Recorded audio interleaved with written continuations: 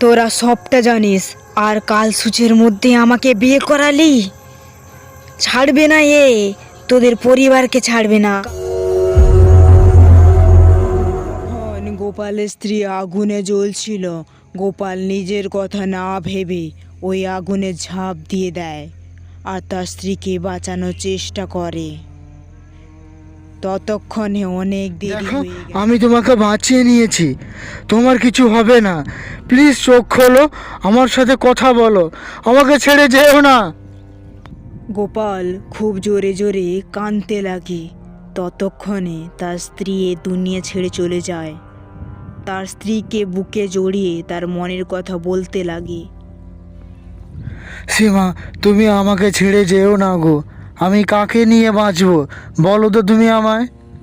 স্ত্রী মরে যাওয়ার যন্ত্রণা বুকের মধ্যে রেখে দেয় সে সারা জীবনের জন্য।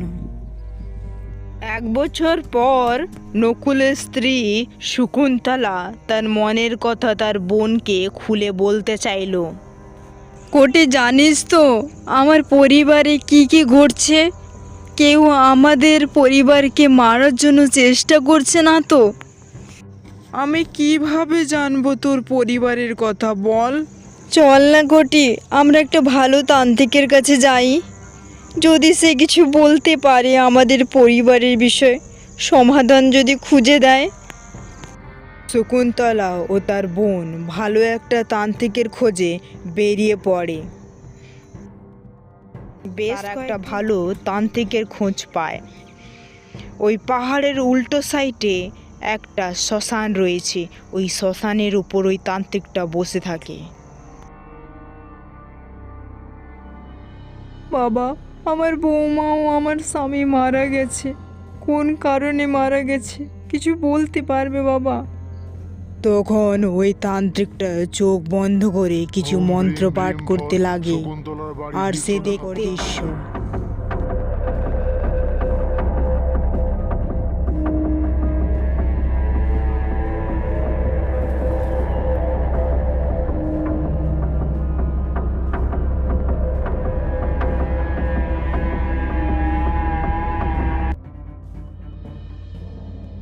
তোরা এত বড় মূর্খের মতো কাজ করলি কেন? ওই জায়গার উপর বাড়ি করলি কেন তোরা? কেন বাবা, কি হয়েছে? কোনো অশুভ শক্তি আমাদেরকে ক্ষতি করার চেষ্টা করছে না তো বাবা? কোনো জায়গার উপর বাড়ি করতে হলে ওই জায়গাটার ব্যাপারে ভালো মন্দ জানতে হয়। তোরা যে জায়গাটার উপর বাড়ি করেছিস ওটা শুধুমাত্র শ্মশান নয়, বেশ কয়েকটা শ্মশান। ছোট বাচ্চা মারা গেলে ওই জায়গায় পোতা হয়, কোনো মানুষ মারা গেলে ওই জায়গার উপর তাকে পোড়ানো হয়। আর হ্যাঁ, কোনো গবাদি পশু মারা গেলেও সেই জায়গার উপর পশু পাখিকে ফেলা হয়। বাবা, ওই জায়গার উপর বাঁচার জন্য কিছু তো উপায় বলো বাবা, না হলে কিভাবে বাঁচবো? আর আমার 2জন ছেলেও আছে।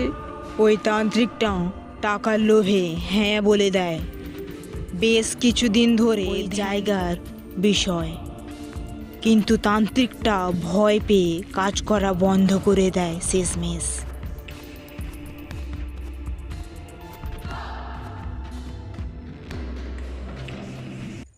আর এদিকে গোপাল তার বউয়ের কথা মনে করে দিনরাত মদ খেয়ে মাতাল হয়ে ঘুরে বেড়ায়। যখন কোনো মানুষের দুর্বল জায়গা কেউ খুঁজে নেয়, সেই দুর্বল জায়গা ভিত্তি করে তাদের জীবনে ঢুকে যায়। ঠিক তেমনই গোপালের সাথেও ঘটল। সারাদিন মদ খা আর আমার জীবনটাও খেয়ে নে। তুই মরে যা তো, তাহলে ভালো হবে। কেউ একজন গোপালের মদে বিষ মিশিয়ে দেয়, আর সেই মদ গোপাল পান করে নেয়। কিছুদিন পর গোপাল এই দুনিয়া ছেড়ে চলে যায়, আর তার মা ওই গুণিনের কাছে আবার ছুটে যায়।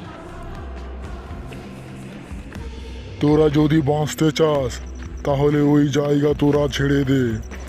আর তোদের পরিবারের উপর কারুর একজনের অভিশাপ পড়েছে। বাবা, কে অভিশাপ দিয়েছে আমাদের পরিবারকে, আর কেন বা দিয়েছে আমাদেরকে অভিশাপ? তোর শ্বশুর একটা মেয়ের সাথে মিসবিহেভ করেছিল, আর তার বাবা একজন ব্রাহ্মণ লোক ছিল। তুই আমার মেয়ের সাথে মিসবিহেভ করেছিস, তোকে আমি অভিশাপ দিলাম, তোর বংশ নির্বংশ হয়ে যাবে। হ্যাঁ হ্যাঁ, কি কোয়েশ্চেন ঠাকুর মশাই, আপনি দিবে আমার পরিবারকে নির্বংশ হওয়ার অভিশাপ? আমার মেয়ে কথা বলতে পারে না, বোবা কালা, তাই তুই এরকমটা করলি আমার মেয়ের সাথে। তোকে তোর কর্ম ছাড়বে না, তুই ঈশ্বরের কাছে ভয় পা।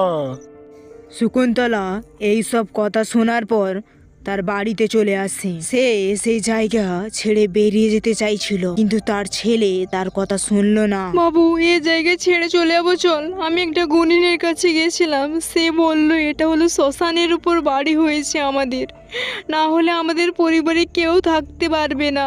চল বাবু, আমরা পালিয়ে যাই এই বাড়ি ছেড়ে। সারাদিন তান্ত্রিক তান্ত্রিক করে, এই তান্ত্রিকের জন্য আমাদের পরিবারের এই অবস্থা। আজকে দাদা মারা গেছে, বাবা মারা গেছে, বৌদি মারা গেছে, এই তোমার জন্য। শকুন্তলা তার দুজন ছেলেকে বোঝানোর কিন্তু তার ছেলে কোনো মতেই বুঝল না। কিছুদিন পর শকুন্তলা মারা গেল। যদি কোনো মানুষ অজান্তে শ্মশানের উপর বাড়ি করে ফেলে, তার প্রথম উপায় হলো ওই জায়গা সম্পর্কে জানা, আর যদি পারো জায়গা ছেড়ে চলে যাও। যদি কেউ বাড়ি করে থাকো তাহলে সাবধান ও সতর্ক থাকো। যদি গল্পটি ভালো লেগে থাকে আমাদের চ্যানেলকে সাবস্ক্রাইব করে আমাদের পাশে থাকুন। ধন্যবাদ।